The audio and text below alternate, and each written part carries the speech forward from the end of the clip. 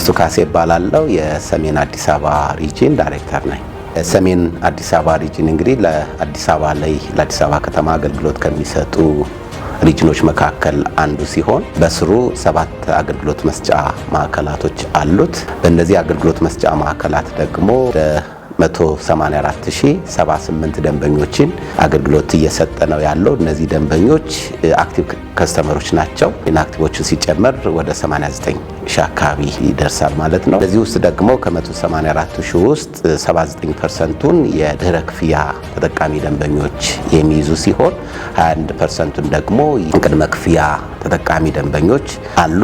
ከዚህም ውስጥ ደግሞ በተለይ ስማርት ሜትር ተጠቃሚ ወይም ደግሞ አዲስ ቴክኖሎጂ ተጠቅመው አገልግሎት እየሰጠናቸው ያሉ ከ25 ኪሎዋት በላይ የሚጠቀሙ ደንበኞች አሉን። እንደዚሁም በተመሳሳይ ደግሞ የሰርፌስ ቆጣሪዎችን የሚጠቀሙ አሉ። እሱንም ትልቅ ሁኔታ እየቀየርን ነው ያለነው። በበጀት ዓመቱ በሪጅናችን 9419 ደንበኞች የኤሌክትሪክ ተጠቃሚ ለማድረግ በእቅድ ይዘን እየሰራን ነው ያለነው። ይህንንም ደግሞ ተግባራዊ ለማድረግ የተለያዩ ስራዎች እየሰራን ነው ያለነው። የመጀመሪያው ሁሉም ሰራተኞቻችን ተገቢው ግንዛቤ ኑሯቸው ደንበኞቻችንን በወቅቱ በጊዜው ክፍያ እንደፈጸሙ እንዲያስተናግዱ ማድረግ ነው። ይሄን ለሁሉም ሰራተኞች ግንዛቤ የሰጠንበት ሁኔታ የተፈጠረ ሲሆን ይህንንም በማድረጋችን ደግሞ በተለይ በ5 ወር ወደ 3134 ደንበኞች የአገልግሎቱ ተጠቃሚ በማድረግ የእቅዳችን 96% የፈጸምንበት በበጀት ዓመቱም ደግሞ 100% እቅዱን ለማሳካት ነው በትጋት እየሰራን ያለነው።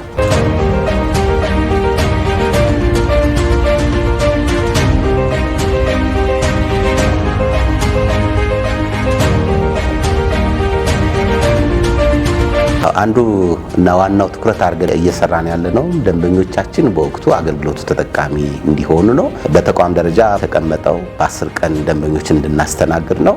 በእኛ ሪጅን ደግሞ በ10 ቀን እንዲስተናገዱ ያደረግነው 95.8%ቱ በ10 ቀን እንዲስተናገድ አድርገናል። ይህም አንዱ ትልቁ በጋራ እንደ ሪጅን የሰራንበት እና ጥሩ ውጤትም ያመጣንበት ከወርወር መሻሻሎች ያሳየንበት በተለይ ደግሞ ካለፈው በጀት ዓመት ጋር ሲታይ በዚህ በጀት ዓመት የተሻለ ለውጥ ያመጣንበት ነበር።